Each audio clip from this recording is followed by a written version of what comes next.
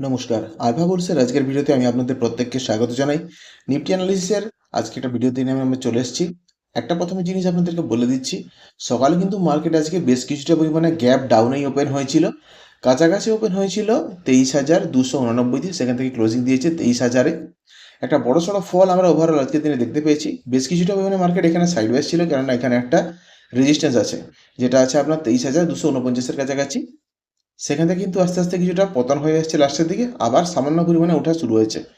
So দেখা যাক সম্ভাব্য আগামী দিনে নিফটি কোথায় কতদূর যেতে পারে। প্রথমত আমি বলবো যে নিফটি কিন্তু তার জোনের মধ্যেই আছে। এই দেখুন, আমি বলেছিলাম যদি নতুন করে হায়ার হাই শুরু হয় তাহলে কিন্তু এটা সম্ভব, আর এই মুহূর্তে কিন্তু নিফটি তার জোনের মধ্যে আছে। অর্থাৎ এই যে দুটি লাইন আছে, এটা হচ্ছে রেজিস্ট্যান্স আর এটা হচ্ছে সাপোর্ট। এই সাপোর্ট আর রেজিস্ট্যান্সের মাঝখানে কিন্তু নিফটি এখন অবধি চলছে। এটা ব্রেক করে কিন্তু এইভাবে উপরের দিকে উঠে যায়নি। অর্থাৎ আমি যদি একটা ক্লিয়ার পিকচার আপনাদেরকে করে দেখিয়ে দিচ্ছি, তাহলে কিন্তু নিফটি এই জায়গাটাতে কোথাও লেগে এইভাবে কিন্তু উঠে যাওয়া, এইভাবে কিন্তু উঠে যায়নি। অর্থাৎ একটা নতুন হায়ার হাই বা একটা নতুন হায়ার লো কিন্তু ফরমেশন হয়নি। সুতরাং এটা যতক্ষণ অবধি না হচ্ছে, আপনাদের সবাইকে বুঝে নিতে হবে যে নিফটি এখন অবধি কিন্তু ডাউন ট্রেন্ডেই আছে, আর খুব বেশি পরিমাণে উপর দিকে ওঠার চান্স নেই।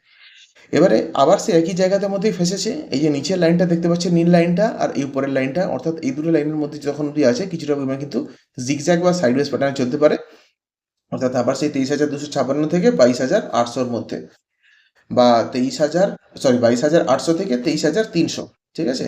এই পয়েন্টের মধ্যে কিন্তু নিফটি একটা জিগজ্যাগ প্যাটার্নে বা সাইডওয়েজ চলতে পারে, মানে খানিকটা এইভাবে কিন্তু চলতে পারে কটা দিন। আদারওয়াইজ যদি এটা ব্রেক করে নিচে আসে, তাহলে কিন্তু দেখতে হবে যে এই পয়েন্টটা, এই জোনটা যতক্ষণে ব্রেক করছে, অর্থাৎ এইভাবে যদি নিচের দিকে চলে আসে তাহলে কিন্তু আলাদা ব্যাপার।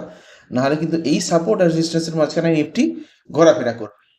তো যাই হোক, ওয়ান ডে হিসাবে আমরা একটুখানি দেখে নেবো। ওয়ান ডে হিসাবে আমরা সে একই জিনিস দেখতে পাচ্ছি, মার্কেটে কিন্তু এই মুহূর্তে একটা কনস্ট্যান্ট ডাউন ট্রেন্ড চলছে। দেখুন, এই দুটো লাইনের মধ্যেই কিন্তু নিফটি এখন অব্দি আছে, নিফটি কিন্তু ব্রেক করেনি। দেখুন, কনস্ট্যান্ট এই একই সাপোর্ট রেজিস্ট্যান্সের মাঝখানে কিন্তু একটা জিগজ্যাগ প্যাটার্ন চলতে আছে। যতক্ষণ না এই জায়গাটাকে ব্রেক করে উপরের দিকে উঠছে, ততক্ষণ অব্দি কিন্তু যে এইভাবে যদি হয় এইভাবে উঠে, আবার এইভাবে গিয়ে এইভাবে, অর্থাৎ হায়ার হাই হায়ার লো কিন্তু এই মুহূর্তে আমরা টোটালি দেখতে পাচ্ছি না।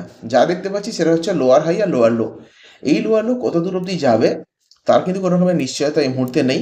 তবে 22,800 ব্রেক করলে কিন্তু একটা বড় সড়ো পতন আবার হয়তো হতে পারে। মানে অতীতে যদি আমরা দেখি, 22,800 খুব ক্রুশিয়াল জোন ছিল, সেখান থেকে যদি নিচে পড়ে তাহলে কিন্তু একবারে 22,000, বা এই জায়গাটাকে আমি যদি বলি তো 21,700, যেটা খুবই পরিমাণে একটা বড় সড়ো পতন হবে, একটা ভীষণ লং টাইমের জন্য একটা বড় সড়ো কারেকশন হবে। সো তত দূর অবধি পড়ে কিনা এই মুহূর্তে তো বলা যাচ্ছে না। ট্রেডিং অপরচুনিটির ক্ষেত্রে আমি একটা কথা বলবো, 5 মিনিটের ক্ষেত্রে, 5 মিনিটের ক্ষেত্রে যদি সে একই জিনিস এই লাইনটাকে ব্রেক করতে হবে, অর্থাৎ 23,256 ব্রেক করে যদি উপরের দিকে ওঠার চেষ্টা করে, তাহলেই ভাববো যে আপট্রেন্ডের দিকে হয়তো কিছুটা পরিমাণে যাওয়ার সম্ভাবনা আছে। আদারওয়াইজ সাইডওয়েজ থাকবে, ওর নিচের দিকে গেলে অতি অবশ্যই 22,800 এই যে জোনটা আছে, এটাকে কিন্তু ব্রেক করে নিচের দিকে নামতে হবে।